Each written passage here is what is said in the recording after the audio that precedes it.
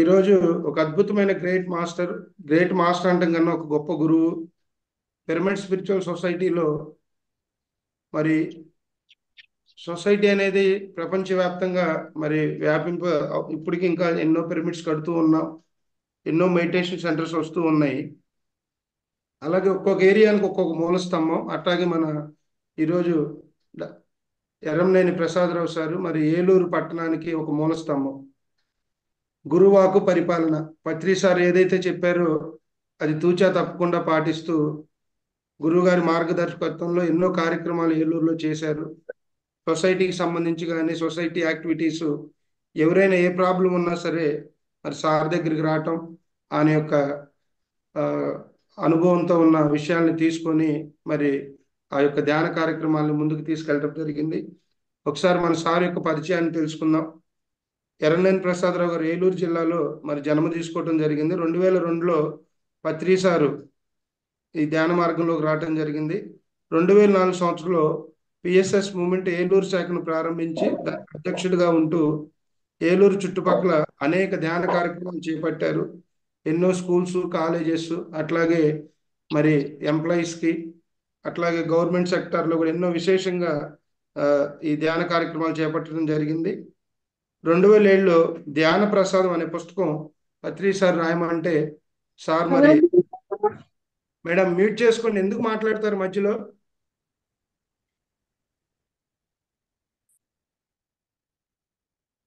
2011లో మరి శ్రీ రమణ మహర్షి పిరమిడ్ ధ్యాన కేంద్రం అనే మరో పుస్తకం రాయటం జరిగింది. 2007లో ధ్యాన ప్రసాదం, 2011లో శ్రీ రమణ మహర్షి పిరమిడ్ ధ్యాన కేంద్రం అనే మరో పుస్తకం రాయటం జరిగింది. అలాగే 2017 సంవత్సరం నుండి పశ్చిమ గోదావరి జిల్లా పిఎస్ఎస్ మూమెంట్గా అధ్యక్షుడిగా పనిచేశారు. ప్రస్తుతం ఉభయ అంటే పశ్చిమ గోదావరి జిల్లాల్లో గౌరవ అధ్యక్షుడిగా ఉంటున్నారు.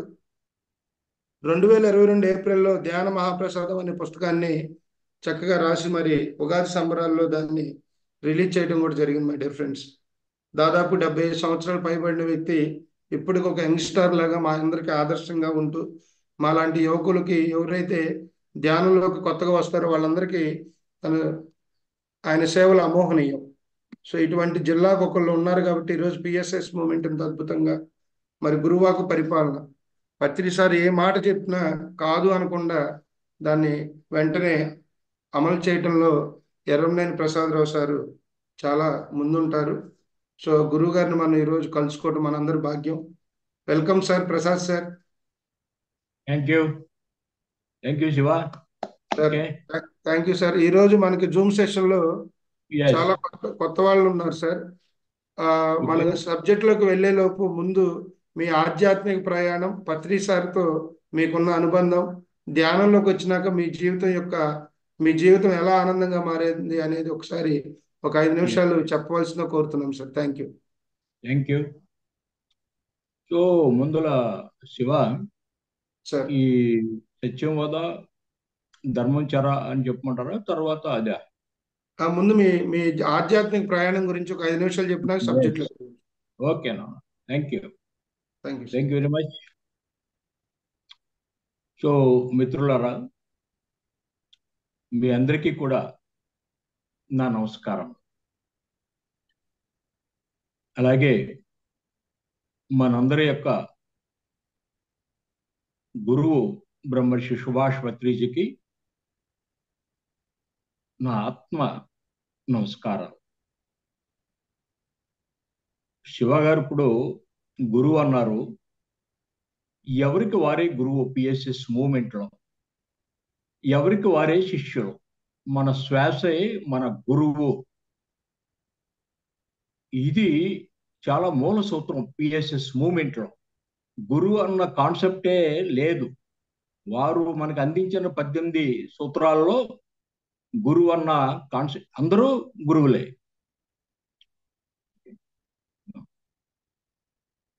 So voice వినపడుతుందమ్మా? వినపడుతుంది సార్. ఎస్. సో కానీ మనం ఒక గొప్ప గురుస్థానంలో ఉన్నాము అన్నది మనకు ఆ ఎరుక లేదు. ధ్యానం చేయక ముందు, శ్వాస మీద ధ్యాస పెట్టక మును ఎప్పుడైతే శ్వాస మీద ధ్యాస పెడతామో మనమే గురువులు, మనమే శిష్యులము. శ్వాస మీద ధ్యాస నిద్రలో మెలకువలో కూడా ఎవరైతే ఆ ఎరుకతో ఉంటారో వాడు ఎప్పుడు గురువే. ప్రాపంచిక పరంగా ఒక సత్యంతో, ధర్మంతో, శుద్ధమైన ప్రేమతో జీవించేవాడు ఆ గురువు యొక్క శిష్యుడు. అంటే వాడే గురువు, వాడే శిష్యుడు. సో ఇది మనం ఎప్పుడూ మర్చిపోకూడదు. సో అలాగే శ్వాస మన గురువు ఎందుకయింది? ఎందుకంటే అల్టిమేట్గా శ్వాసే దైవము కనుక. శ్వాసే ప్రాణము, ప్రాణమే జీవము, జీవమే విశ్వము, విశ్వమే దైవం. So we are all gods. ఆ ఎరుకలో ఎవరైతే పరిపూర్ణులవుతారో వాడు సహజంగానే సత్యంతో, ధర్మంతో, శుద్ధమైన ప్రేమతో తన ప్రాపంచికపరమైన జీవితాన్ని పండించుకుంటాడు. ఎందుకంటే మనమందరము సంసారులమే. ఇది చాలా ముఖ్యమైనది. ఈ మాట మనం మర్చిపోకూడదు. మనం దేనిని వదిలిపెట్టే పని లేదు. దేహమై ఉన్నాం, మనసై ఉన్నాం, బుద్ధి అయి ఉన్నాం, ఆ పైన ఆత్మ పరమాత్మ కూడా మనమే అయి ఉన్నాం అన్నది ప్రాథమికమైన సూత్రాలు పిఎస్ఎస్ మూమెంట్లో. ఎందుకంటే పిఎస్ఎస్ మూమెంట్లో ఉన్నది అందరూ కూడా సంసారులే. ఎందరో మహానుభావులు చెప్పినట్లుగా సంసారమే నిర్వాణం. నిర్వాణం అంటే మోక్షం, విడుదల, విముక్తి. దేని నుంచి? ఈ పదార్థం నుంచి. యథార్థంలోకి ఎవడైతే ప్రయాణిస్తాడో, యథార్థంతో జీవిస్తాడో, అంటే సత్యంతో, అద్భుతంగా ఉంటుంది అతని జీవితం మిత్రులారా. యథార్థం అంటే సత్యం, సత్యమే దైవం. ట్రూత్ ఈజ్ గాడ్ అన్నాడు Mahatma Gandhiji. God is not truth, సత్యమే దైవం. సో మిత్రులారా, నా పేరు ఎర్నేని ప్రసాదరావు, ఏలూరు.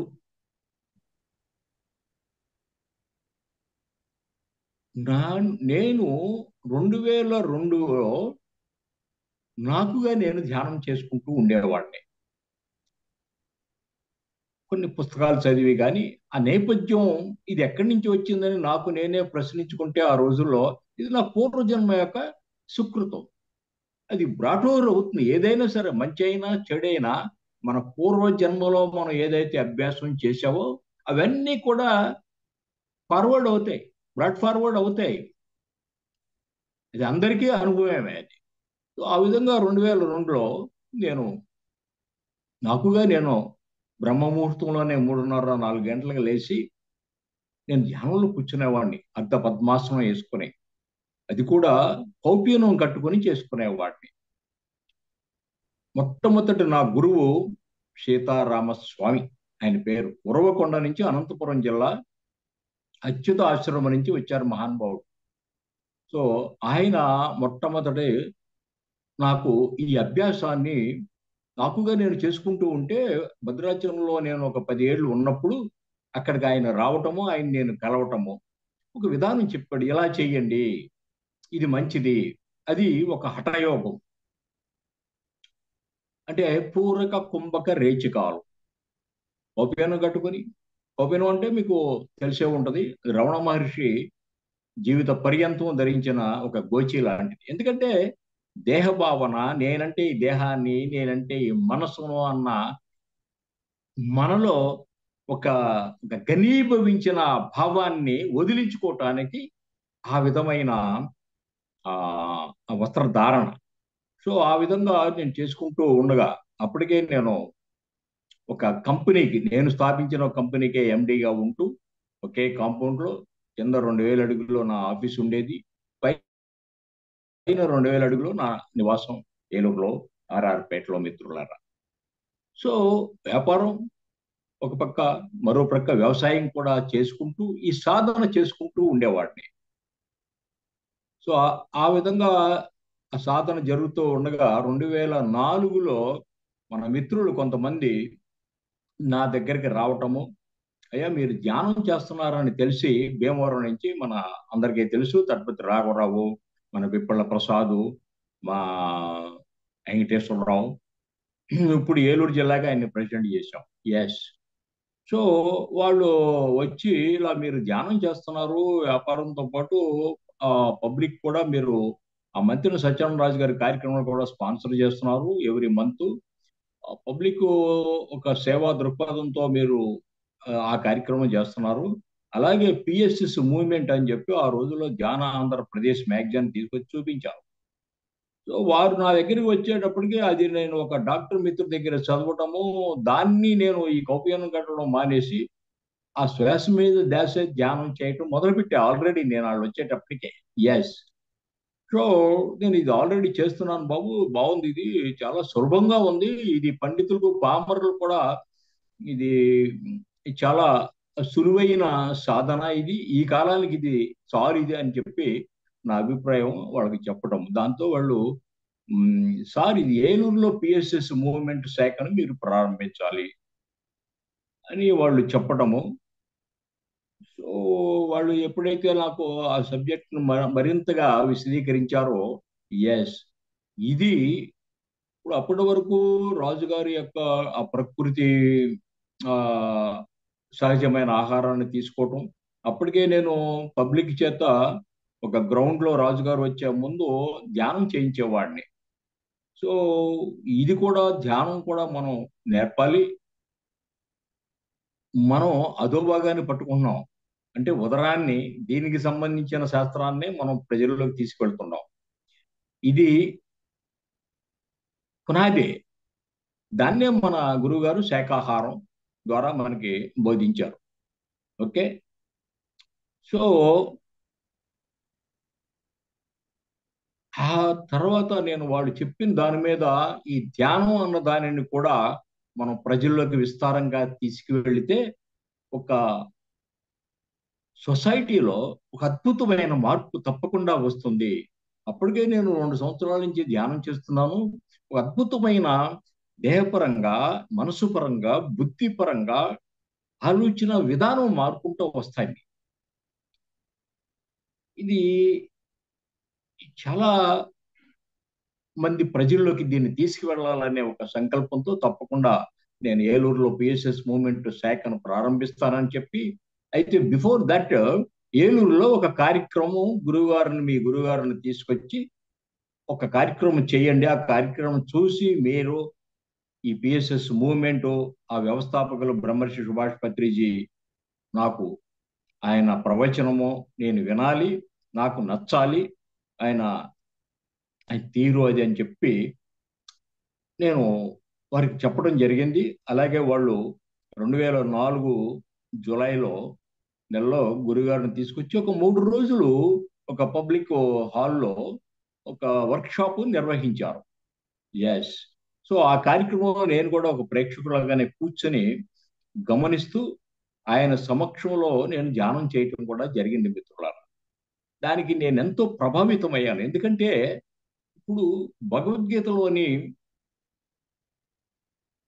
ఆ శ్లోకాల యొక్క తేట తెలుగులో అర్థాలు, అలాగే బైబిల్లోని ఆ యొక్క సారము, ఖురాన్లోని సారము, బ్రహ్మసూత్రాలలోని సారము, అలాగే ఉపనిషత్తులోని సారం అంతా కూడా తేట తెలుగులో పామరులు కూడా అర్థమయ్యే రీతిలో చక్కగా ఆయన ఆ సబ్జెక్ట్ని విశదీకరిస్తే నాకు చాలా ఆశ్చర్యం వేసింది. ఒక్క శ్లోకం చెప్పకుండా వాటి యొక్క అర్థాలను ఎంత చక్కగా ప్రస్తుత వాడుక భాషలో ఎంత చక్కగా విశదీకరించాడు ప్రాక్టికల్గా. అయిన తప్పనిసరిగా ఈ యొక్క పిఎస్ఎస్ మూవ్మెంట్ను ప్రజల్లోకి తీసుకెళ్లాలని అప్పుడే నేను డిసైడ్ చేసి, తర్వాత విజయవాడలో కలిసి ఒక కార్యక్రమంలో ఏలూరులో డిసెంబర్ 18న ఏర్పాటు చేస్తున్నాను, మీరు రావాలి, ఒక పబ్లిక్ గ్యాదరింగ్ చేసి ఒక పబ్లిక్ ఒక మీటింగ్ హాల్లో అది ఏర్పాటు చేస్తాను గురుగారు, మీరు రండి అని చెప్పి కోరడం, తప్పనిసరిగా ఆయన ఓకే చేయటం. సో ఆ విధంగా మొట్టమొదట 2004 డిసెంబర్ 18న బ్రహ్మర్షి సుభాష్ పత్రిజీ గారు ఏలూరు రావటము, ఆయన సమక్షంలో ఆ రోజుల్లో మొట్టమొదటి ధ్యాన సభ పబ్లిక్లోకి తీసుకెళ్ళటం, ఆ రోజుల్లో 700-800 గ్యాదరింగ్ ఊళ్ళో బాగా ప్రచారం చేసి పాంప్లెట్స్ పంచి చేయటం వలన అనేక మంది మరి తెలిసిన వారు తెలియని వారు అనేక మంది రావటము, చాలా వాళ్ళు హ్యాపీగా సంతోషంగా వాళ్ళు దాన్ని చక్కగా దాన్ని ఆస్వాదించడం, ఆ సబ్జెక్ట్ని సాధన చేయటం. దాంతో నేను అదే రోజున గురుగారి సమక్షంలోనే ఏలూరు శాఖను ప్రారంభించడం జరిగింది మిత్రులారా, 2004 డిసెంబర్ 18వ తేదీన. సో ఆ విధంగా నేను పిఎస్ఎస్ మూవ్మెంట్లోకి ప్రవేశించి మరి అనేకమైన, ఇందాక శివ గారు చెప్పినట్లుగా అనేకమైన కార్యక్రమాలు చేసుకుంటూ ముందుకు సాగుతున్నాను. మరి మా జిల్లాలో కానీ, మరి మన చుట్టుపక్కల ఈ కృష్ణా జిల్లా కానీ, అలాగే తూర్పుగోదావరి జిల్లాలో కానీ ఆయన ఎప్పుడు వచ్చినా ఆయన సభల్లో నేను వెళ్ళిపోయేవాడిని. ఆ సభల్లో కూడా పాల్గొని ఆయనతో పాటు మరి నేను కూడా మరి ఉపన్యసించడం జరిగేది ఆయనతో పాటు. సో అది ఆయన నా యొక్క ఆ ఉపన్యాస ధోరణి మరి అది చూసి గురువుగారు 2007లో, ప్రసాద్ నువ్వు ఒక పుస్తకం రాస్తున్నావు, దాని పేరు ధ్యాన ప్రసాదం అని పేరు పెట్టేశాడు అప్పుడే. సో అలాగే అని చెప్పి నేను 2007లో జనవరి 8న ఏలూరులో ఒక 2,000 to 3,000, 2,000 నుంచి 3,000 మంది గ్యాదరింగ్తో ఒక అద్భుతమైన సంగీత ధ్యాన మహాయజ్ఞం అని చెప్పి ఒక పెద్ద గ్రౌండ్లో కార్యక్రమం ఏర్పాటు చేసి, సో ఆ కార్యక్రమం సందర్భంగా ఈ ధ్యాన ప్రసాదం అనే పుస్తకాన్ని కూడా గురువుగారి చేత ఆవిష్కరింప చేయటం జరిగింది మిత్రులారా. అలాగే 2011లో మరో పుస్తకాన్ని, అలాగే 2022లో 2016-17 నుంచి చెప్తున్నారు ధ్యాన ప్రసాదం 2 కూడా రాయి. నేను తులసి దళం 1 రాశాను, 2 కూడా రాశాను, నువ్వు కూడా రాయి నేనని చెప్పి పదే పదే చెప్పడంతో నేను ఆఖరికి 2022లో ధ్యాన మహాప్రసాదం అన్న పుస్తకాన్ని రాసి, అప్పటికే గురుగారు కొద్దిగా సిక్ అయ్యారు, బెంగళూరులో ఉంటున్నారు కనుక బెంగళూరు వెళ్ళి ఆ మహానుభావుడి చేత ఆయన ఫోన్ చేశారు, నువ్వు రా ఎర్నేని అని చెప్పి. సో ఆ సందర్భంగా వెళ్ళి వారి చేతనే 2022 ఏప్రిల్ 27వ తారీఖున ఆ మహానుభావుడి చేతనే ఆ ప్రసాదం, ఆ ధ్యాన మహాప్రసాదం వారి చేత ఆవిష్కరింప చేయటము. నేను ఎక్కువగా ఇవన్నీ కూడా ఫ్రీ వెర్స్ అంటే వచ్చిన గేయాలు, మీకు తెలిసే ఉంటుంది, ఇంగ్లీష్లో ఫ్రీ వెర్స్ అంటారు. నేను చదువుకున్న రోజుల నుంచి కూడా నేను ఫ్రీ వెర్స్ రాయటం నాకు అలవాటు. సో అవి చదవటం, మహానుభావులు శ్రీశ్రీ అనగా, శ్రీ నారాయణ రెడ్డి గారు అనగా, అలాగే ఎంతోమంది కవులు మన ఆంధ్రప్రదేశ్లో మహానుభావులు ఎంతోమంది ఉన్నారు, వాళ్ళ అన్నీ కూడా ఫ్రీ వెర్స్ ఎక్కువగా నేను చదివేవాడిని. ఆ ప్రభావం చేతే నేను రాయటం కూడా ప్రభావితున్నాయి. దాని చేతే ఆ ప్రీవియస్ ఆ శైలిలోనే నేను రాయటం కూడా జరిగింది మిత్రులారా. ఎలా ఉంటాయంటే ఉదాహరణకు మీకు నా వాక్యాలు ఒక 2-3 వాక్యాలు చెప్తాను. పుటం పెట్టిన బంగారానికి మల్లెము లేదు, పుటం పెట్టిన ఆ ధ్యానికి మరణమే లేదు. ఒక సాధన చేస్తే ఈ దేహానికి, మనసుని, బుద్ధిని కూడా పుటం పెట్టినట్టు అయిపోతుంది. మనలోని మలినాలు దగ్ధమైపోయి ఒక ప్యూర్ గోల్డ్ లాగా, బంగారం లాగా మనం అద్భుతమైన లక్షణాలతో విరాజిల్లుతాం మిత్రులారా. అలాగే దేహరతితో తీరదు నీకు దాహం, ఆత్మరతిలో అనంతం నీకు దాసం. సో ఇటువంటి వాక్యాలు ఉంటాయి. దేహరతి అంటే ఇచ్చ, కోరిక. దేహం అంటే ప్రాపంచికం, ప్రాపంచికమైన కోరికలకు అంతే ఉండదు అమ్మ, తృప్తి ఉండదు ఈ మానవాళికి. కానీ ఆత్మ ఇచ్చ, దానిపైన ఒక ఆ ఆత్మ సాధన, ఆ కోరిక, ఆ సాధన అనంతం మనకి దాసోహం అవుతుంది దానితో మనకి. ఎందుకంటే విశ్వం అనంతం మిత్రులారా, ఈ మాట మర్చిపో. విశ్వం ఎప్పటికీ కూడా విస్తరిస్తూనే ఉంటుంది. అలాగే జ్ఞానం అనంతం.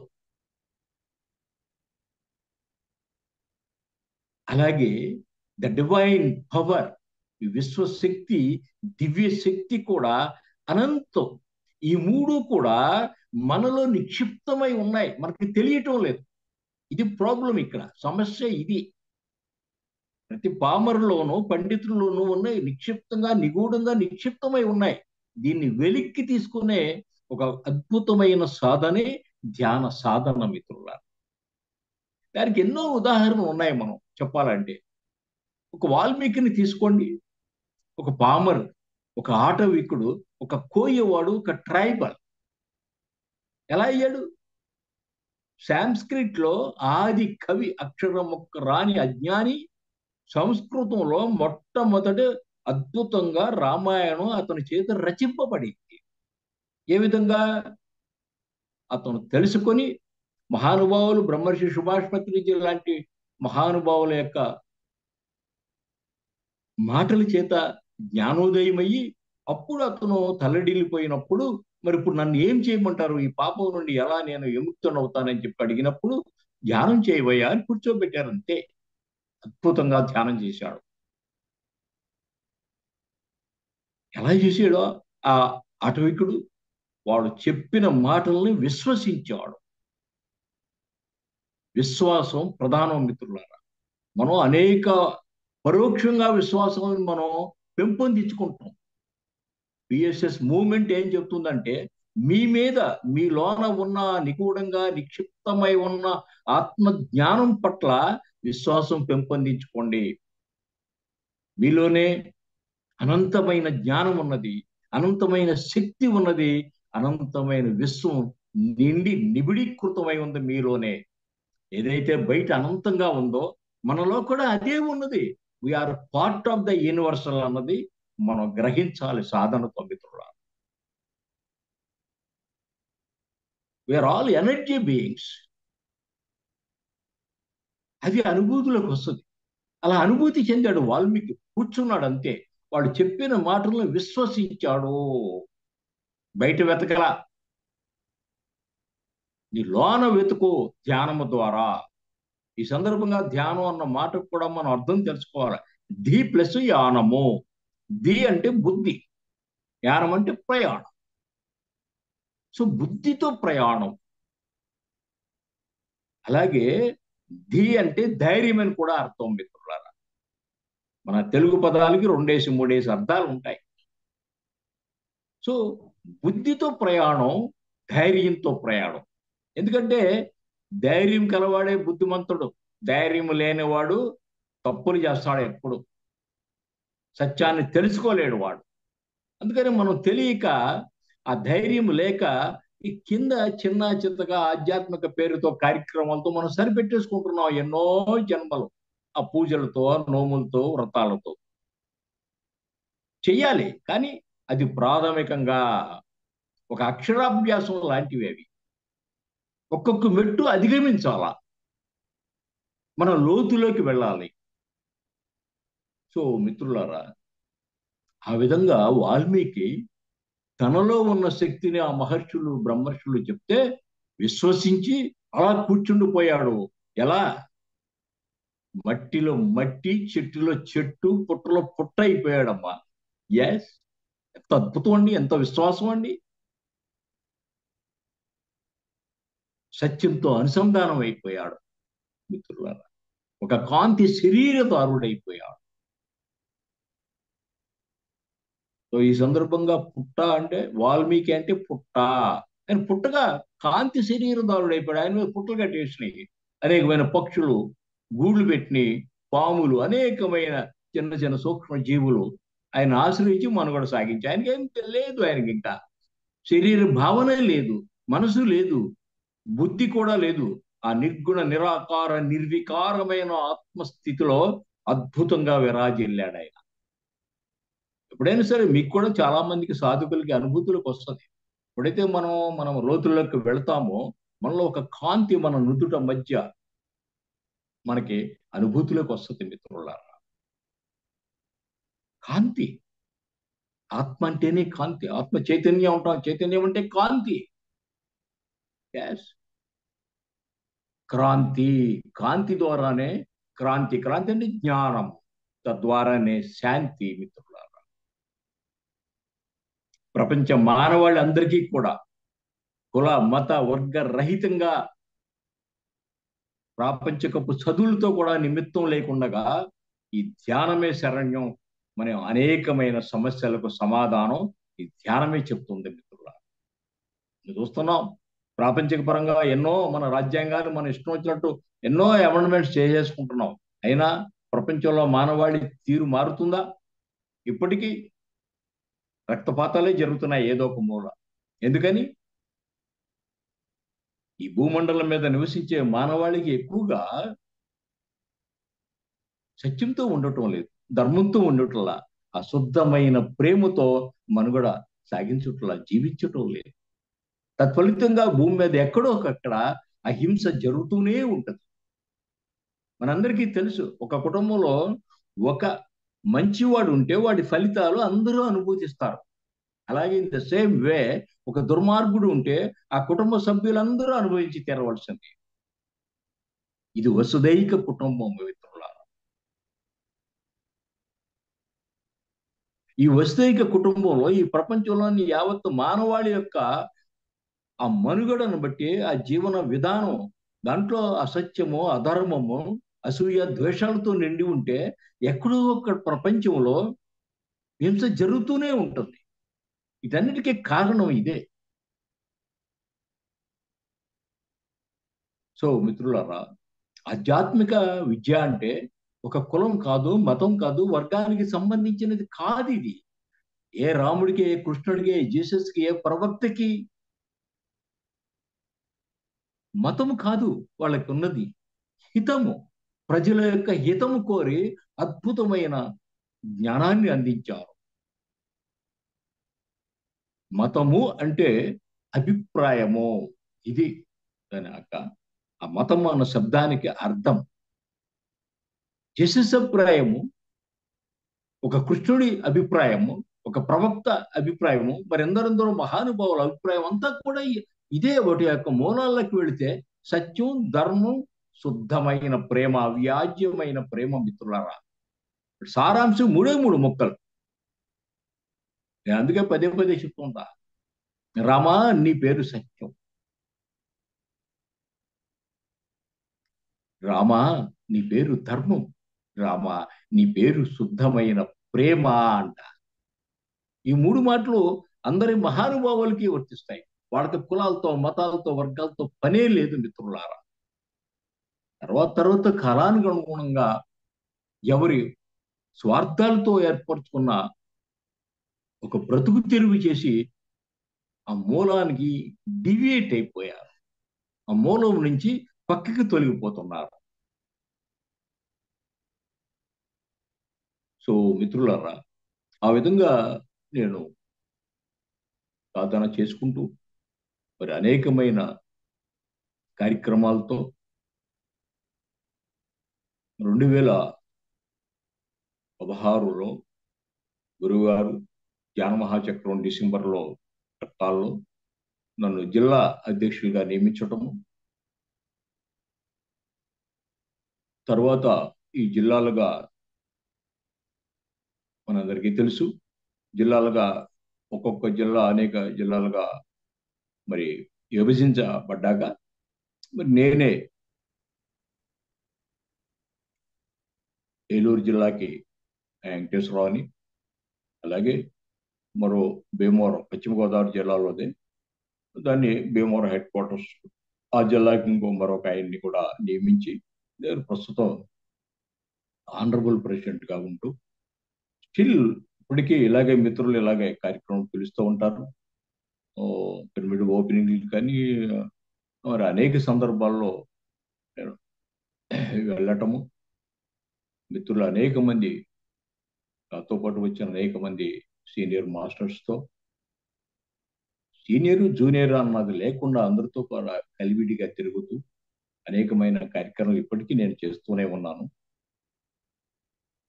సో ఆ విధంగా ప్రతి వ్యక్తి కూడా ధ్యాన సాధన చేయాలి. ఎందుకంటే దీనికి ఏమీ పాండిత్యం అక్కర్లేదు మిత్రులారా. మొట్టమొదట ప్రాథమికంగా మన శ్వాసపై, మన ప్రాణంపై, మనలో ఉన్న ఆ ప్రాణ శక్తి జీవశక్తి, ఆ విశ్వశక్తి, దాన్నే ఇంగ్లీష్లో కాస్మిక్ ఎనర్జీ అన్నారు. అదే దైవశక్తి, దివ్యశక్తి. ఆ దివ్య అన్న పదంలోని దివిటి, దివిటి అంటే అందరికీ తెలుసు, ఒక కాగడ అంటే ఒక జ్యోతి. అది మనలో ఉన్నది.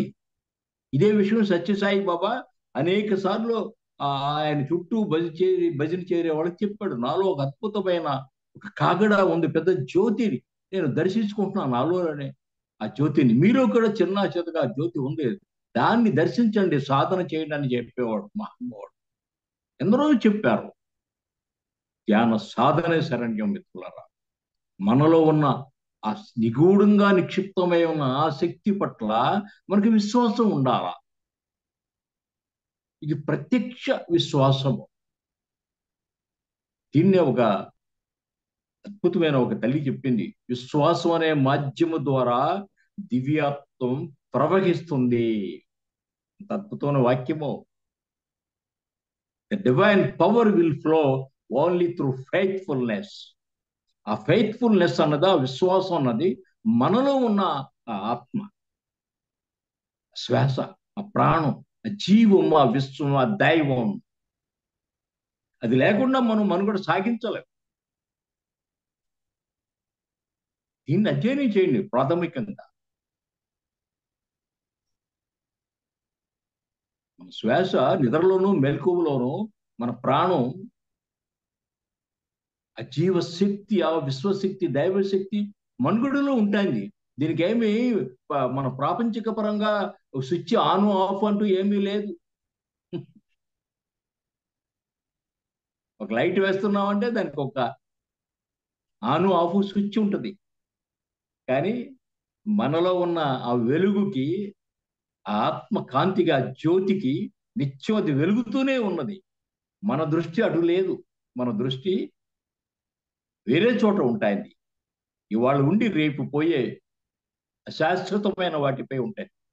ఉండాలి, కానీ ఎంతవరకు అది అటాచ్ చేయి ఉండకూడదు. దేనికి మనం అటాచ్ చేయి ఉండాలా? మనలో ఉన్న ఆ వెలుగు, ఆ కాంతి, దానిపై అటాచ్మెంట్తో ఉండాలి.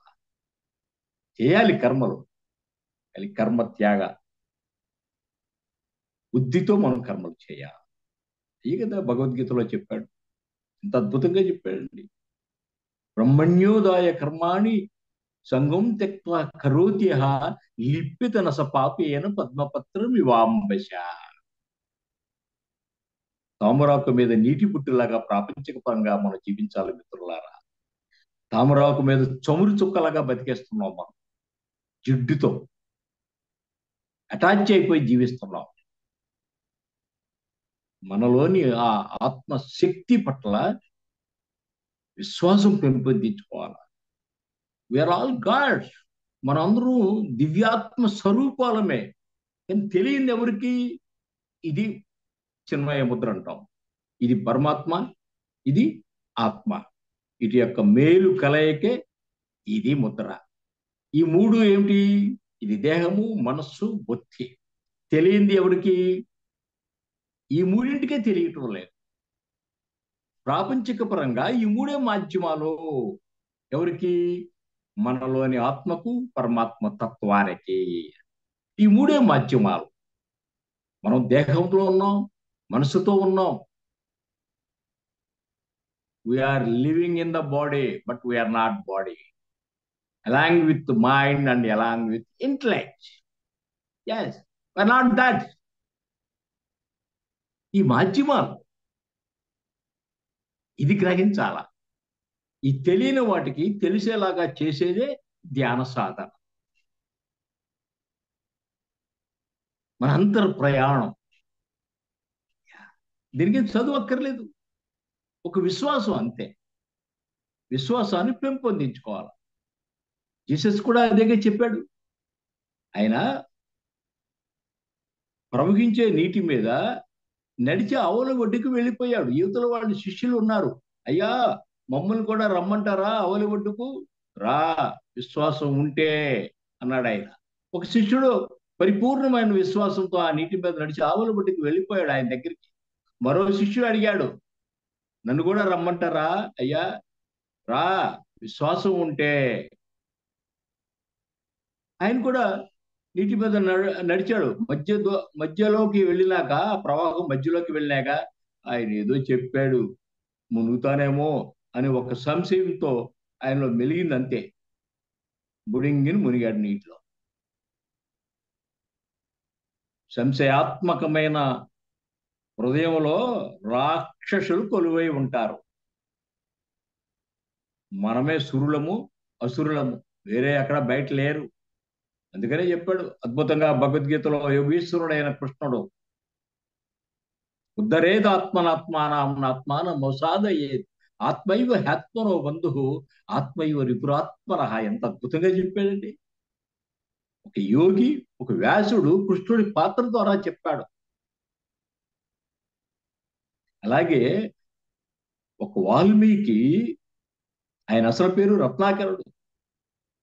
ఒక వాల్మీకి తను తెలుసుకున్న ఈ అనంత జ్ఞానాన్ని రాముడి పాత్ర ద్వారా చెప్పాడు. రాముడు, సీత, రావణాసురుడు, ఆంజనేయుడు, అనేక అనేక పాత్రల ద్వారా. ఈ పాత్రలన్నీ మన కళ్ళ ముందు కనపడుతూనే ఉన్నాయి ప్రాపంచిక పరంగా. అలాగే మహాభారతంలో కూడా ఆయా పాత్రల ద్వారా వ్యాసుడు చెప్పాడండి. ఎలా చెప్పారు వీళ్ళందరూ? అష్టాదశ పురాణాలు రాశాడు వ్యాసుడు. బ్రహ్మసూత్రాలు, మహాభారతం, ఎన్ని? ఒకటా రెండా?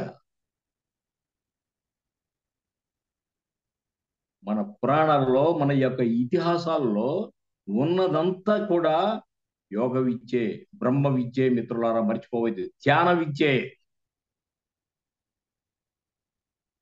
ఆ మూలంలోకి మనం వెళ్ళాలా? ఎలా చెప్పారు వీళ్ళందరూ ఈ అద్భుతమైన సత్యాలను, ఈ భగవద్గీతను, అటు రామాయణాన్ని?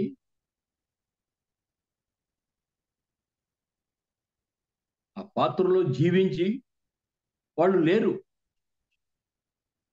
కానీ ఆ రామాయణం ఉంటుంది, ఆ భగవద్గీత ఉంటుంది.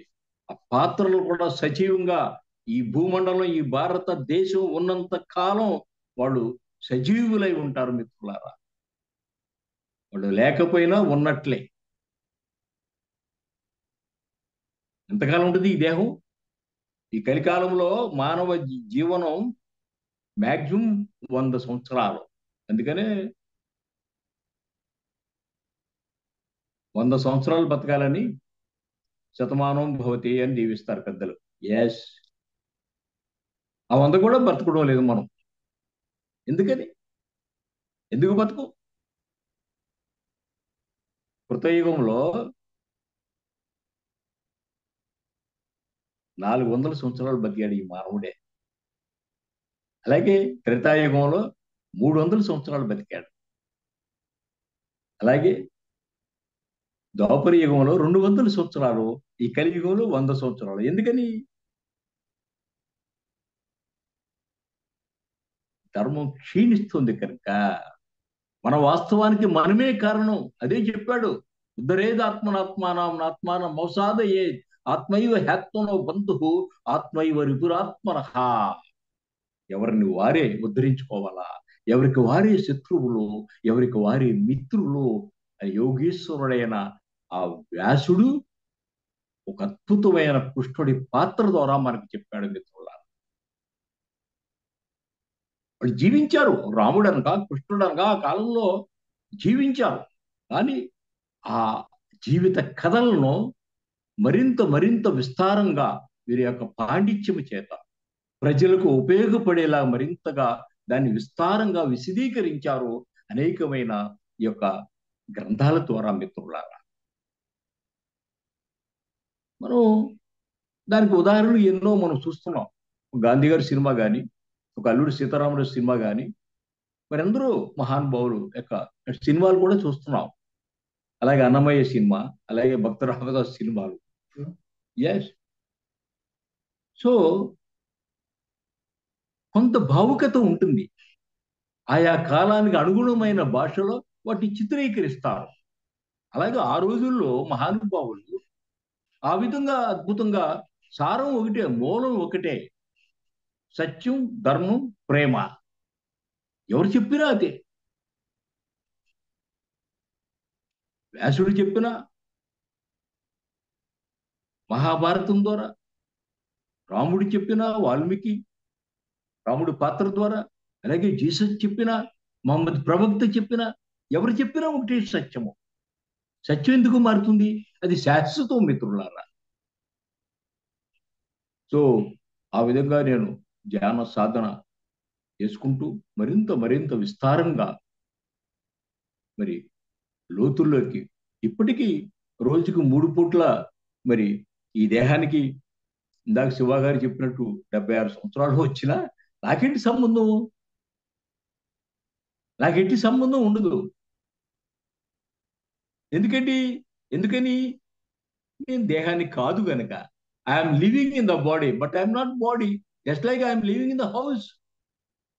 We are all the same. ఒక ఇంట్లో నివసిస్తున్నాం, ఇల్లే మనం అవుతామా? ఒంటిలో నివసిస్తున్నాం, ఒళ్ళే మనం అవుతామా? ఒక ఉపకరణ, ఒక ఇన్స్ట్రుమెంట్. అలాగే మనస్సు, మనసు నిండా ప్రాపంచికపు విషయాలు ఉంటాయి. అలాగే బుద్ధి. ఈ సందర్భంగా మనం గుర్తుపెట్టుకోవాలా, బుద్ధి అన్నది ఒక్క మానవాళికే లభ్యమైంది మిత్రులారా. ఎప్పుడైతే మనం ఖనిజ రాజ్యాల నుంచి, వృక్ష రాజ్యాల నుంచి, పక్షి రాజ్యాల నుంచి, జంతు రాజ్యాల నుంచి మనం పురోగమించామో, ద ఇవల్యూషన్ పరిణామ సిద్ధాంతం ప్రకారం మనకు బుద్ధి యాడ్ అయింది మిత్రులారా. దురదృష్టం ఏంటంటే ఈ మానవాళి అంతా కూడా ఈ బుద్ధిని, ఈ విశిక్షణ జ్ఞానాన్ని ఉపయోగించుకోవటం లేదు. కేవలం చాలా మంది నేనంటే ఈ దేహాన్ని, నేనంటే ఈ మనసును, ఈ విధంగానే జీవిస్తున్నారు. కనీసం బుద్ధితో, ఆ విశిక్షణ జ్ఞానంతో జీవించటం లేదు. దాని కొరకే బుద్ధుడు 2500 సంవత్సరాల కిందట బుద్ధత్వంతో జీవించండి చాలు ఈ కలికాలంలో అని చెప్పిన వాడే బుద్ధుడు మిత్రులారా. అందుకని మన గురువుగారు కూడా చాలా సందర్భాల్లో చెప్పారు, ఇటు దేహానికి, ఇటు మనసుకు, అలాగే ఇటు ఆత్మకు, ఇటు పరమాత్మకు మధ్యలో ఉన్న బుద్ధత్వంతో జీవించండి చాలు. మధ్య మార్గము, మిడిల్ పాత్ అని అనేక సార్లు చెప్పారు. ఎందుకని? మనం అందరం కూడా సంసారమే కనుక ఇది మనం మర్చిపోకూడదు. బుద్ధత్వంతో జీవిస్తూ ఇటు దేహానికి, మనసుకు, ఇటు ఆత్మకు, పరమాత్మకు మధ్య మార్గంగా సత్యంతో, ధర్మంతో, అవ్యాజమైన ప్రేమతో జీవిస్తే చాలు. ఈ కలికాలంలో వాడి జన్మ సార్థకం అయిపోతుంది మిత్రులారా. అనేక జన్మలు తీసుకుంటున్నాం తెలియక. వెళ్తున్నాం, వస్తున్నాం, పదే పదే ఇదే క్రియ. ఇదే కదా చెప్పాడు మన శంకరాచార్యులు మహానుభావుడు. పునరపి మరణం, పునరపి జననం, పునరపి శటనం శైలి. ఎంత అద్భుతంగా ఆ ఎంఎస్ సుబ్బలక్ష్మి గారు ఆ వాక్యాలను అద్భుతంగా గానం చేశారు. అనేక సార్లు జన్మిస్తున్నాం, వెళ్తున్నాం, వస్తున్నాం, వెళ్తున్నాం, వస్తున్నాం, కానీ వచ్చిన పని ఇక్కడ ఏమిటిది? ఇది ఒక అద్భుతమైన పాఠశాల భూమి అన్న. ఎందరో మహానుభావులు చెప్పారు. దీన్ని మనం అధ్యయనం చేయాలి ఈ జీవితాన్ని. 100 ఏళ్ల జీవితం అండి, 100 సంవత్సరాల జీవితం ఎంత వ్యర్థంగా గడిపేస్తున్నాం. అహంతో, గర్వంతో, వేర్పాటువాదంతో, వితండవాదంతో, పగ ప్రతీకారాలతో, భయంతో, కోపంతో, కామంతో, అసూయ ద్వేషాలతో. అనేక సందర్భాల్లో చెప్తా, ఈ పదే ఆ రావణాసురుడు తలకాయలు ఈ పదే, ఆ తలకాయలకి ఇయే పేర్లు. ఎవడికి లేవు ఇవి? ఈ 10 లక్షణాలతోనే మానవుడు జీవించేస్తున్నాడు. అందుకనే మనకి ఆనందం లేదు. ఉదయం పూట సుఖము, సాయంత్రం దుఃఖం, మళ్ళీ మర్నాడు సంతోషం, ఆ మధ్యాహ్నమే విషాదం. ద్వంద్వపూరితమైన జన్మలు, నిర్ద్వంద్వమైన లోకాలు ఉన్నాయి. వీటిని మనం అధిగమించాలి. ఎప్పుడైతే వీటిని మనం అధిగమిస్తామో అద్భుతమైన తలాలు, నిర్ద్వందమైన తలాలు ఉన్నాయి ఈ అనంతమైన విశ్వంలో మిత్రులారా.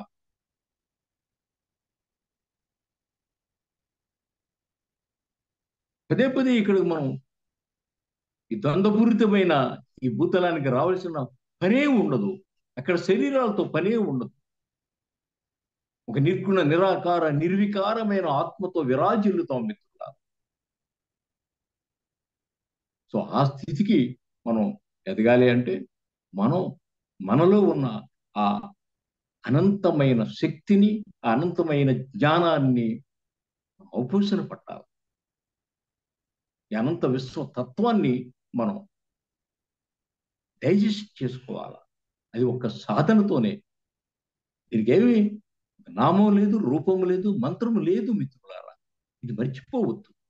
ఎప్పుడైతే మన దేహము, మనస్సు, బుద్ధి, శ్వాసతో అనుసంధానం అయిపోతుందో మనలో ఒక అద్భుతమైన క్రియ జరుగుతుంది. ఇది మర్చిపోవద్దు. దాన్నే మన వాళ్ళు మరి అందరూ కూడా ఈ సందర్భంగా చెప్తున్నాను, అందరూ కూడా సాధకులు అందరూ కూడా ఒక యోగి ఆత్మకథ చదవండి, తెలుస్తుంది మీకు. ఎన్నో రహస్యాలు దాంట్లో ఉన్నాయి ఆ పుస్తకంలో. ఎన్నో విషయాలు అద్భుతంగా ఆయన రాయటం జరిగింది మిత్రులారా. సో ఎప్పుడైతే మనం లోతుల్లోకి వెళుతామో ఒక అద్భుతమైన క్రియ జరుగుతుంది. అదే ఆత్మ సహజావ బోధన. ఆ వాల్మీకి అదే జరిగింది. ఆ అవబోధన జరిగింది. ఆత్మ సహజావ బోధనతోనే, ఆ జ్ఞానముతోనే ఆయన రామాయణం రాశాడు. వీరాజ్ వ్యాసుడు అనేకమైన అద్భుతమైన అష్టాదశ పురాణాలు, మహాభారతం అనేకమైన రాయటం జరిగింది. ఈ జ్ఞానం అంతా మనలో ఉన్నది, అనంత విశ్వములో ఉన్నది. ధ్యానము ద్వారా విశ్వంలో విలీనం అవ్వాలి. మనం ఎరుక ఉండాలి. ఆలోచన రహితమైన, భావన శూన్యమైన ఎరుకే నిజమైన ధ్యానము మిత్రులారా. నాకేం సంబంధం లేదు. ఒక శ్వేత పత్రం లాగా మనం ఎరుకతో ఉండాలి. సందర్భంగా గుర్తుపెట్టుకోండి, భూమి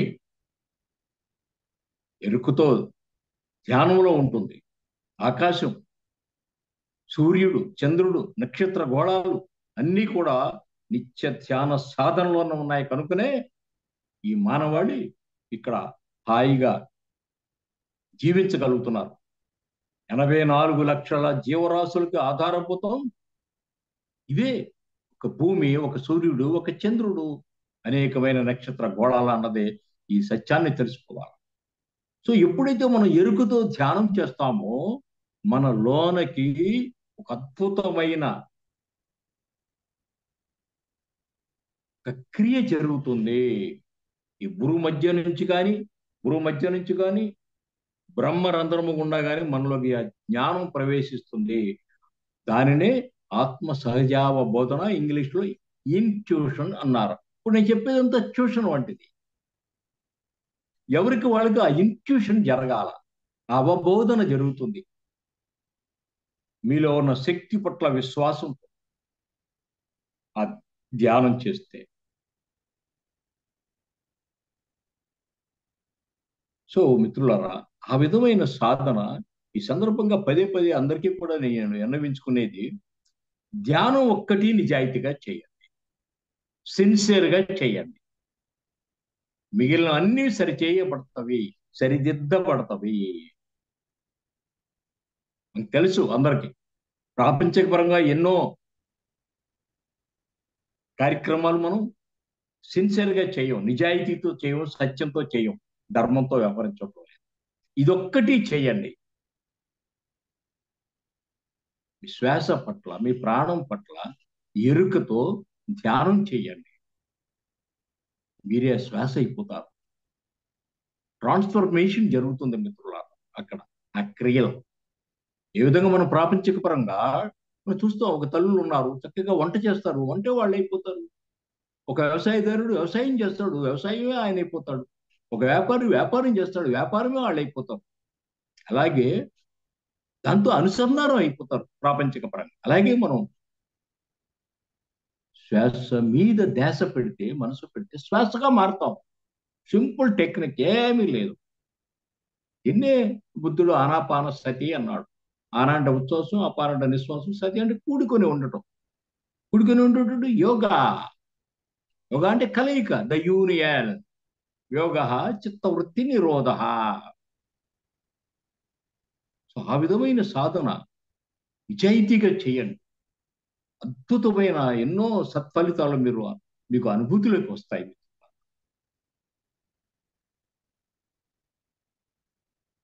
మనలోని ఆ శక్తి పట్ల విశ్వాసాన్ని పెంపొందించుకోండి. రోజుకు 2 సార్లు 3 సార్లు కూర్చోండి. ఉదయమో, మధ్యాహ్నం, సాయంత్రం. చేయగా ఈ దేహానికి, మనసుకి, బుద్ధికి అభ్యాసం. అదే చెప్పాడు భగవద్గీతలో. అయ్యా, మీరు భూమధ్యన దృష్టి పెట్టి సాధన చేయమన్నారు, ఇది చాలా కష్టం బావా అని అడిగాడు ఆయన. ఎవరు? అర్జునుడు. ఏం చెప్పాడు ఆయన? అభ్యాస యోగయుక్తేన చేతస అన్యగామిన పరమం పురుషం దివ్యం యాతి పద్దాను చింతయా. అద్భుతంగా చెప్పాడండి. మిగిలిన విషయాలన్నింటినీ పక్కన పెట్టి యోగం చేయవయ్యా, అభ్యాసం చేయవయ్యా, విశ్వసించవయ్యా.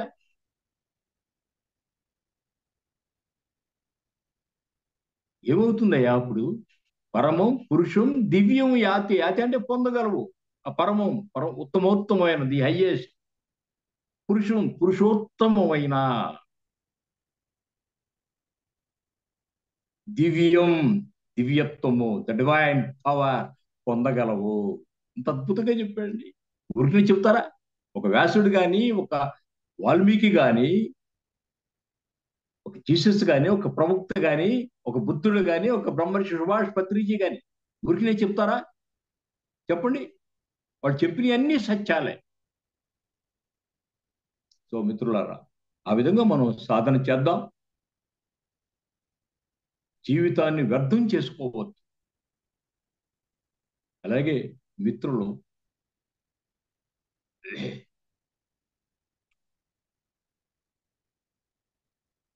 సత్యం వద, ధర్మం చర, ఈ రెండిటి మీద కూడా చెప్పవలసిందిగా కోరారైనా శివ గారు. ఎస్ అమ్మా, ఎంత టైం అయిందమ్మా?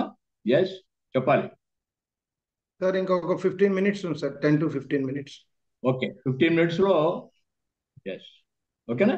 అది గుర్తు చేస్తా ఉన్నాను. టైం గుర్తు చేస్తా ఉన్నాను శివ గారు. ఓకే సార్, 10 minutes చెప్పి క్లోజ్ చేద్దాం sir session. Okay, 10 minutes. 10 minutes, 10 minutes. Okay. So సత్యం వద, ధర్మం చర. ఎస్, అద్భుతమైన వాక్యము. ఈ పదాలకు అర్థం తెలుసుకుందాం ముందర. ప్రతిదీ కూడా అనేకమైన తెలుగు పదాలలో 2-3 అర్థాలు ఉంటాయి. వాటిలో కొన్ని సాంస్క్రిట్ ఉంటాయి, మిక్స్ అయి ఉంటాయి. అది తెలుసుకోవాలి. ఎందుకంటే మనం ఇటు సాంతం చాలా మంది మనవాళ్ళి ఇటు తెలుగు రాకుండా పోయాం, అటు ఇంగ్లీషు రాకుండా పోయింది. అది ప్రాబ్లం ఇక్కడ. ఎస్, సత్యం వద అంటే సత్యాన్నే పలుకు. వద అంటే పలికరించడం, ఉచ్చరించడం. సత్యాన్ని ఉచ్చరించు, సత్యాన్ని చెప్పు, సత్యాన్ని అభ్యాసం చెయ్యి. వద అంటే జాగ్రత్తగా వాడాలి ఆ మాట. దా కింద ఒత్తు ఉండదమ్మా.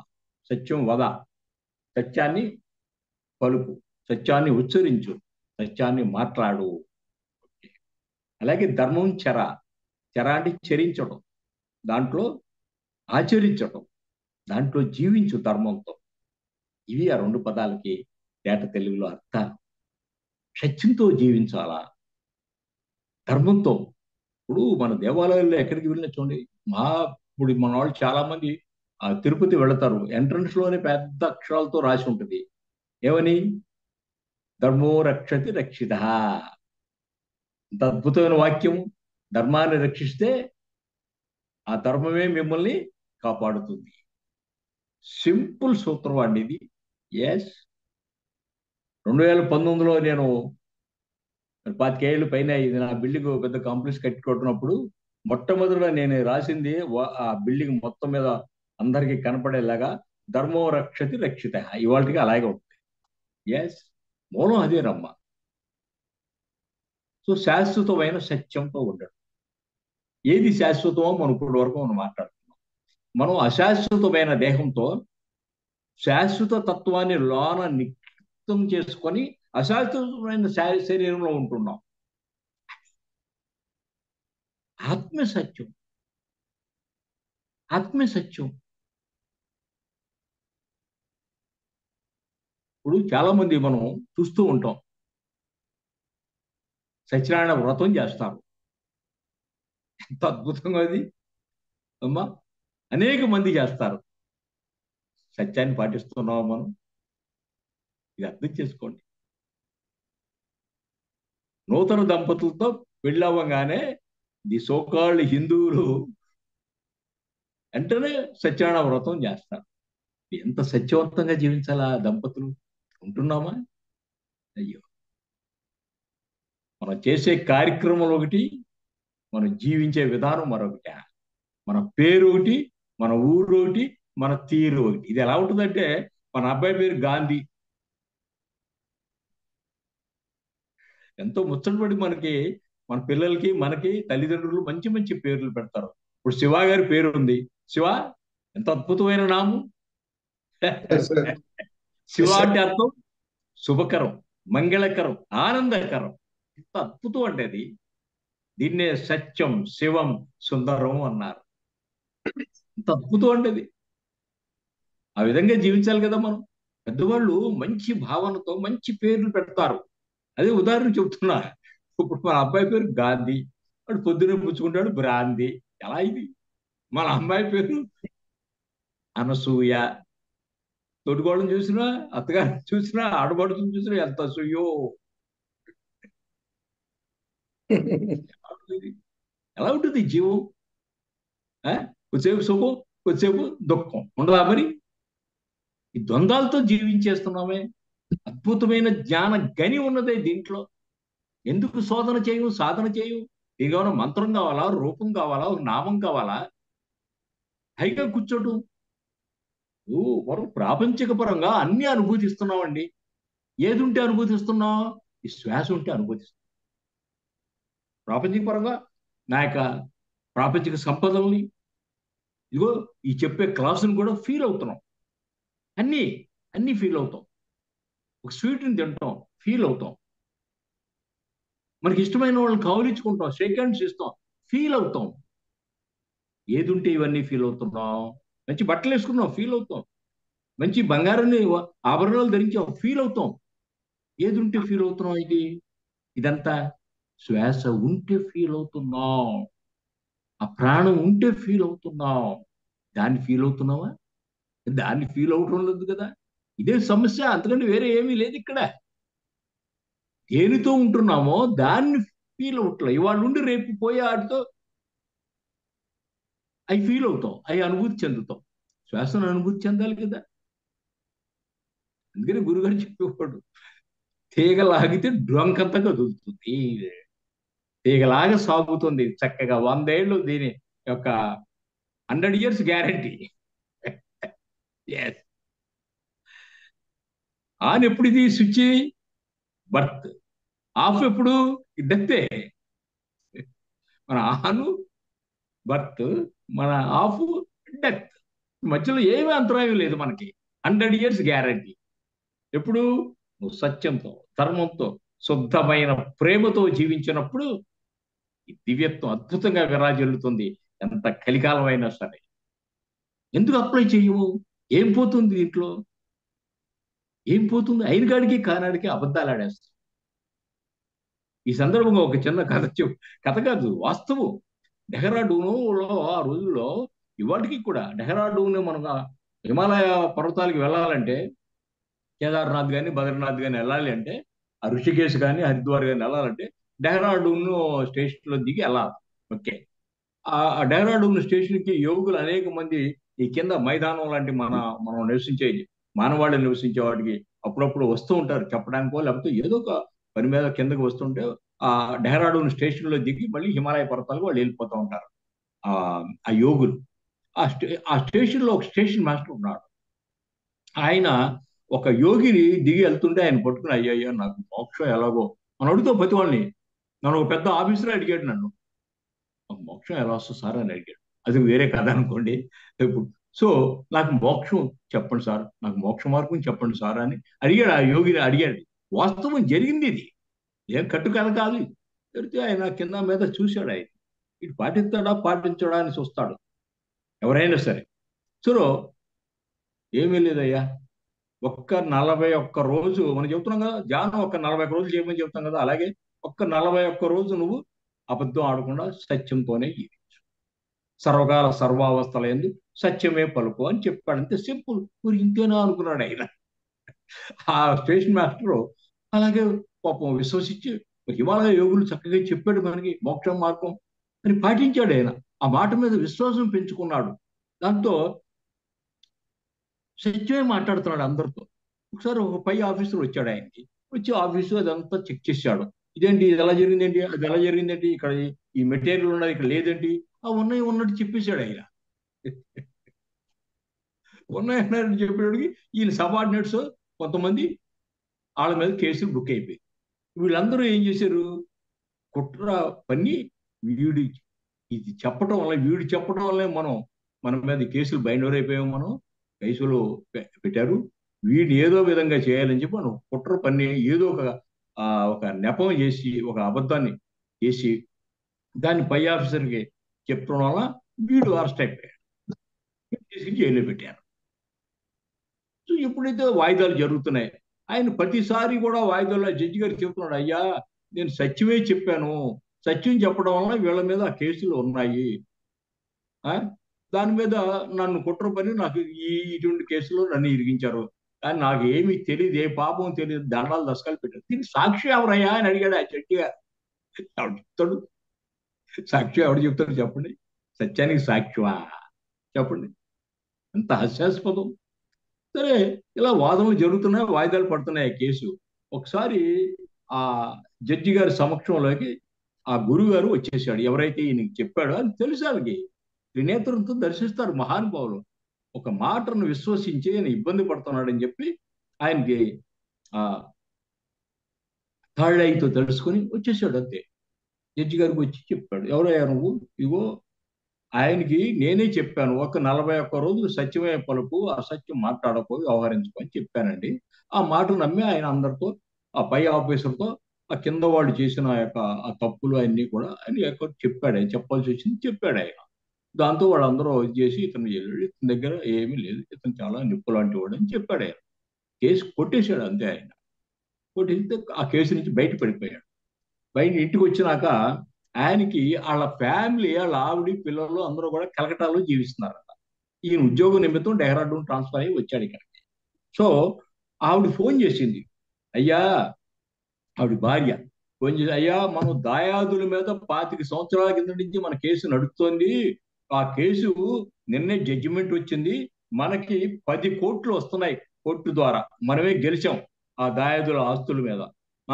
నువ్వు ఇంకా ఆ ఉద్యోగం ఎందుకు, చిన్న చిన్నగా ఉద్యోగం ఎందుకు, శుభ్రంగా అది మానేసిన ఇక్కడికి వచ్చేసేయి, హాయిగా 10 కోట్లతో మనం జీవిద్దాం, ఇంకా అనవసరం వచ్చేసేయి అని కౌరింపింది ఆవిడ. ఆ మహానుభావుడు ఎంత ఆ సత్యంతో ఎంత ప్రభావితుడయ్యాడంటే, ఒక్క 40 రోజులు సత్యంతో జీవిస్తేనే, అసత్యం పలకకుండా జీవిస్తేనే ఇంత అద్భుతం జరిగిందే నా ప్రాపంచిక జీవితంలో. అసలు ఆ మహానుభావుడిలాగా వెళ్ళిపోయి ఆ హిమాలయ పర్వతాలకు వెళ్ళి సాధన చేసి ఆ యోగత్వం పండించుకుంటే ఎంత అద్భుతంగా ఉంటుందో ఈ జన్మ అని చెప్పి ఆయన హిమాలయ పర్వతాలకు వెళ్ళిపోయి ఒక యోగిలాగా మారిపోయాడు. చెప్పండి ఎంత సత్యం. ఇది స్వామి రామ రాసిన హిమాలయ యోగుల అనుభవాలు అన్న ఒక చిన్న పుస్తకం ఉంటుంది. చిన్నదేంటి పెద్దదే, ఆ రోజుల్లో ఎప్పుడో 25 సంవత్సరాల కింద చదివాను. ఇవాళకి ఆ కథ నన్ను ప్రభావితం చేస్తుంది అమ్మా. సో అంత గొప్పది సత్యం మిత్రులారా. సో అలాగే ధర్మం చరా, ధర్మంతో చరించండి. ఎవరు ఏ మత గ్రంథాలలో చెప్పినా, ఏ జీసస్ చెప్పినా, ప్రవక్త చెప్పినా ఇదే ఉన్నదమ్మా. మహమ్మద్ ప్రవక్త గురించి ఇక్కడ ఒక్క మాట చెప్పుకోవాలి మనం. ఆయన బ్రతికినంత కాలము శాకాహారి అండి. ఖర్జూరపు పండు తిని మేక పాలు తాగి బతికాడు ఆయన. ఎంతమందికి తెలిసింది? ఎంతమందికి ఆచరిస్తున్నారు చెప్పండి ఇది? ఆ, ఆయన ఈజ్ గ్రేట్ సోషల్ రిఫార్మర్, సంఘ సంస్కర్త, ఆయన ప్రవక్త.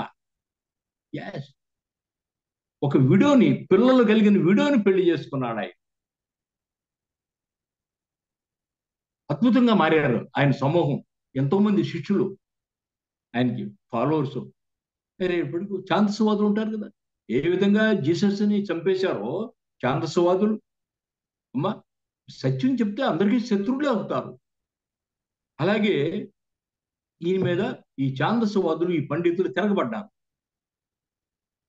తిరగబడితే జీసస్ లాగా దొరికిపోలా. ఆయన తన శిష్యులతో ఆ ఛాందసుల మీద యుద్ధం చేశాడు. ఆ యుద్ధం పేరే జిహాద్. జిహాద్ అంటే పవిత్ర యుద్ధం. ఇప్పుడు ఆ జిహాద్ పేరుతో ఎంత హింస జరుగుతుందో ప్రపంచవ్యాప్తంగా మనందరికీ అనుభవమే. ఇది జిహాద్ అంటే అర్థం. పవిత్ర యుద్ధం చేశాడు. అదే మక్కా. దాని చుట్టుపక్కల ఉన్నాయి కొన్ని ఊళ్ళు ఇప్పటికీ ఆ యుద్ధాలు జరిగిన ప్రదేశాల మీద. సో ధర్మంతో మనం చరించాలి. ధర్మో రక్షతి రక్షిత. ఈ సత్యము, ధర్మము, ఈ అవ్యాజమైన ప్రేమ, నేను మూడోది కూడా యాడ్ చేస్తున్నా. శుద్ధమైన ప్రేమ అండి. మనం ప్రేమ చూపిస్తాం. ఎప్పుడు చూపిస్తున్నాం ప్రేమ? మనం స్వార్థంతో. కండిషనల్ లవ్, బేషరతు ప్రేమ. ఇది అవ్యాజమైన ప్రేమ అంటే. స్వార్థం ఉండకూడదు మన ప్రేమ. సో ఆ విధంగా మనం జీవించినప్పుడు అప్పుడండి మానవుడే మహిమాన్వితుడు. సోకాళ్ళు హిందువులు మనం చెప్పుకునే యొక్క మానవుడే మాధవుడు అంటే ఆ నామం సార్థకం అవుతుంది. అందుకని మనకు పదే పదే ఈ సందర్భంగా చెప్తూ ఉంటా, మనకున్న నామాల్ని ఈ జన్మలో సార్థకం చేసుకుంటే చాలు, కేరే అక్కర్లా. ఎంత అద్భుతమైన నామాలు ఉంటాయో వాడికి చెప్తూ ఉంటే చాలా ఆశ్చర్యంగా ఉంటది. అమ్మా, ఆ లోతుల్లోకి వెళ్ళాలి, దాన్ని పోనాలి మనం. సత్యం ఉన్నదండి ఇక్కడ, ఎక్కడ లేదు సత్యం. ఊరిని ఆషామాషి కథలు కాదు ఆ సత్యానవృతంలో కథలు. కానీ ఈ కాలానికి అనుగుణంగా చెప్పాలి వాళ్ళు కూడా. అది చెప్పడంలో అదే ప్రాబ్లం. ఒకసారి ఇలాగే అన్నవరం వెళ్ళి నేను నా మిస్సెస్ సత్యనారాయణ వ్రతం చేసుకుందామని అంటే, ఎందుకు చిన్న ఇంటికాడ ధ్యానం చేసుకుంటే చాలా అని చెప్పేవాడిని మా ఆవిడకి. ఎస్, ప్రాక్టికాలిటీలోకి రండి, డే టు డే లైఫ్లో దాన్ని ఇంప్లిమెంట్ చేయండి. ఆచరణలోకి రావాలి. ధ్యానం చేస్తున్నాం అంటే ఆచరణాత్మకమైన జీవం, లేకపోతే వ్యర్థం. రెండింటికి చెప్తారు. ఇటు ప్రాపంచికం పోతుంది, ఇటు ఆధ్యాత్మికత. సిన్సియారిటీ, నిజాయితీ, ఇదే పెట్టుబడి, అంతకంటే ఏమీ కాదు. ప్రాణమేం పోదు, మన ఆతులేం పోవు. ఎంత రావాలో ఈ జన్మలో అంతే వస్తుంది, ఎంత పోవాలో అంతా పోతుంది. ఏముంది దానికి? Simple logic. సరేలే అని చెప్పి మా మా మిస్సెస్ మాట తీసుకుని అన్నవరం వెళ్ళాం. వ్రతాలు 100 వరుసనే కూర్చోబెట్టి ఆ వ్రతాలు నోము చేయిస్తారు కదా, చేస్తాం. మా మిస్సెస్ చెప్పి నువ్వు చేసుకో ఆ కార్యక్రమం, నేను పక్కన కూర్చుంటాను ఓకే అని చెప్పి నేను ధ్యానంలో కూర్చున్నానండి. 1 గంట కార్యక్రమం చేశారు ఆయన. వరుసలో ఒక ఏదో బంతి భోజనం లాగా ఉంటుంది కదా అక్కడ. Yes, okay. అయిపోయినాక ఆ బ్రాహ్మణులు ఆయన అడిగాడు, చేయించిన ఆయన, అయ్యా మీరు ఇప్పుడు దాకా చేసింది ఏమిటి? ధ్యానం అయ్యా స్వామి అన్న. అయ్యో, ధ్యానం చేసే వాళ్ళకి ఇదెందుకు సార్ అన్నాడు ఆయన. ఎంత ఆశ్చర్యం అండి. అలా ఉంటుంది మిత్రులారా సత్యం.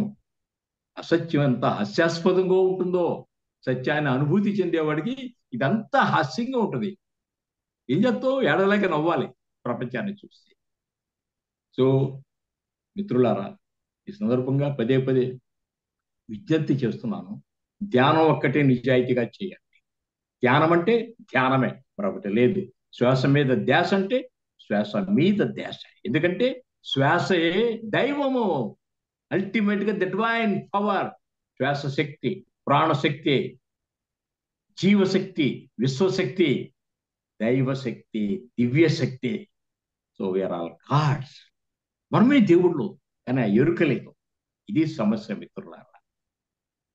100 ఏళ్ల జీవితాన్ని, ఈ అద్భుతమైన మానవ జన్మ ఎవరికి లేదండి. మనకంటే ఇందాక చెప్పాను, మనకంటే కింద ఆ ఖనిజ రాజ్యానికి లేదు, ఆ వృక్షాలకు లేదు, ఆ పక్షులకు లేదు, ఆ పశువులకు మృగాలకు లేదు. ఆ లేని విచక్షణ, జ్ఞానం, బుద్ధి ఉన్నది మనకి. దాన్ని విశ్లేషించుకోండి. ప్రతి చిన్న విషయాన్ని లోతుగా అధ్యయనం చేసే శక్తి ఒక్క మానవాడికే ఉన్నది. దీన్ని అర్థం చేసుకోండి. లోతుల్లోకి వెళ్తే మన బుద్ధి పరిణితి చెందుతుంది. బతికే 100 సంవత్సరాలు దేహంతో మనసుతో బతకటం వలన ఈ బుద్ధి ఇలా ముడుచుకుని ఉందో లోన. ఎప్పుడైతే ఈ రెండింటిని శ్వాస మీద ధ్యాస ద్వారా దేహాన్ని కట్టేయటం ద్వారా, శ్వాస మీద ధ్యాస ద్వారా దేహాన్ని మనసుకి డైవర్ట్ చేస్తున్నాం. ఇక్కడ వాటిని నిశ్శబ్దం చేస్తున్నాం. నిశ్శబ్దమే నిజమైన భక్తి, శక్తి, యుక్తి, రక్తి, తొదక ముక్తి మిత్రులారా. Thank you, thank you, thank you. Okay Shiva గారు. Thank you sir, thank you so much. అద్భుతమైన జ్ఞానాన్ని ఈరోజు అందించారు, మీకు ధన్యవాదాలు. థ్యాంక్ యూ నాన్న. అందరికీ కూడా, దీంట్లో పాల్గొన్న జ్ఞానులందరికీ కూడా చాలా సెషన్ స్టార్ట్ అయ్యేటప్పుడు చెప్పండి. గురువు అని ఎందుకన్నానంటే, మీరు వయసులో పెద్దవాళ్ళు, అనుభవంలో పెద్దవాళ్ళు. వయసు నేను కాదు, మీరు అన్నది ఇక్కడ. కాదు సార్, మనం వయసు ఇది లోన చొక్క అంతే. అది కరెక్టే. బట్ కానీ మన భౌతిక శరీరంలో ఉన్నప్పుడు మీరు ఎంతో మందికి స్ఫూర్తి. ఆ విషయం నాకు తెలుసు. పెద్దవాళ్ళని నేను ఎప్పుడు కూడా, మన కాన్సెప్ట్ గురువులే, అందరూ శిష్యులే. జ్ఞానం తక్కువ ఉన్న వాళ్ళని, లఘువులో ఉన్న వాళ్ళని శిష్యులు అంటాం, జ్ఞానం ఉన్న వాళ్ళని గురువు అంటామని పత్రిసారి చెప్పారు. బట్ భౌతిక మాలాంటి వాళ్ళకి ఇన్స్పిరేషను, అందుకని నేను అలా ఉచ్చరించడం జరిగింది. Thank you sir, thank you so much. ఈ రోజు మీ ద్వారా అద్భుతమైన సబ్జెక్ట్. ఒకసారి మన సార్కి, మన ప్రసాదరావు సార్కి అద్భుతంగా మనం ఒకసారి ప్రేమపూర్వకంగా క్లాప్ చేసుకుందాం. ప్రతి నెలలో కూడా సార్ సెషన్ మనం ఒకటి తీసుకుందాం. మనకు అన్ని జిల్లాల నుంచి ధ్యానులందరూ కూడా ఇక్కడ మనం పార్టిసిపేట్ చేస్తారు సార్. ఇది మన Bengaluru Mahavatar foundation pyramid meditation centre నుంచి మనకి 4 భాషలు ఈ సెషన్ జరుగుతుంది. ఒక కన్నడ, హిందీ, ఇంగ్లీష్, తెలుగు సెషన్స్ అన్ని కూడా నేను చూడటం జరుగుతుంది. అప్పుడప్పుడు ఇంగ్లీష్ కూడా సమయాన్ని, సందర్భాన్ని బట్టి నేను పార్టిసిపేట్ చేయడం జరుగుతుంది. మన సెషన్ మార్నింగ్ 5 to 7 ఉంటుంది సార్. 5 to 5:20 యోగా ఉంటుంది, తర్వాత మెడిటేషన్, తర్వాత విజిటమ్ సెషన్. Yes sir. అంటే వార్మప్ ఎక్సర్సైజ్ లాగా, మరి కఠినమైనవి కాకుండా డైరెక్ట్ గా నిద్ర లేవగానే ధ్యానంలో కన్నా ఏదో క్రియ చేస్తే బాగుంటుందని ఉద్దేశంతో మనం ఇది పెట్టాం. Thank you sir, thank you so much. మీ రోజు thank you sir, thank you. Bye sir.